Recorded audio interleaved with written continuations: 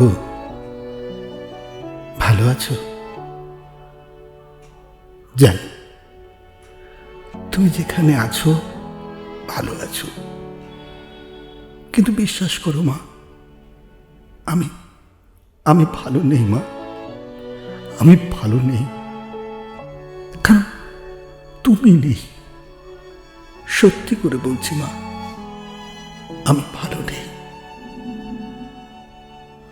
জানো মা, আজ না তোমার কথা ভীষণ মনে পড়ছে। কেন বলো তো? ভুলে গেছো? না, হতেই পারে না। কারণ আমার মা কোনো দিন ভুলতে পারে না আমার জন্মদিন। আজ আজ না শিলা পায়েস করে দিয়েছিল। অনেকে নাকি বলে স্ত্রীদের নাকি পায়েস করে দিতে নেই। আমি বলেছিলাম না না, ওতে কিছু হবে না, তুমি করো। আসলে পায়েসটা খেলে না তোমার কথা ভীষণ মনে পড়ে। হ্যাঁ, মনে আছে মা, তুমি শুধু আমার জন্য কত যত্ন করে এক বাটি পায়েস এনে আমার সামনে দিতে, বলতে দেখ তো কেমন হয়েছে।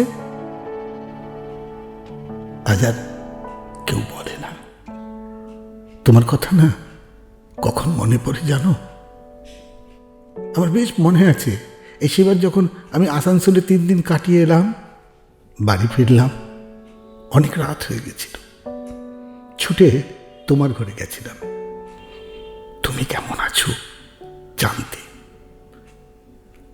তুমি উঠে বসলে, আমার পিঠের উপর তোমার সেই ছোট্ট হাতটা দিয়ে পিঠটা বুলিয়ে দিচ্ছিলে আর বলছিলে কি খেলি।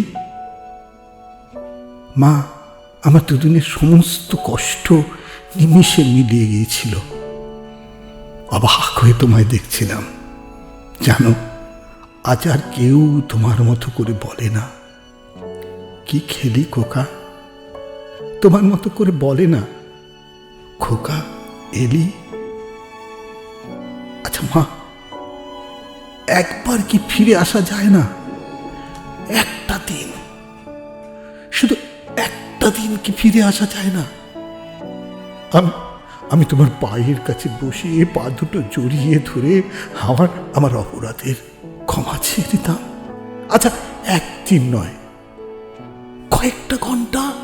আচ্ছা, কয়েকটা ঘন্টা নয় মা, 1 ঘন্টা যদি তোমার কাছে পেতাম, তোমার কোলে শুয়ে আমার আমার আমার সমস্ত কষ্ট আমি স্নিগ্ধ করে নিতাম মা।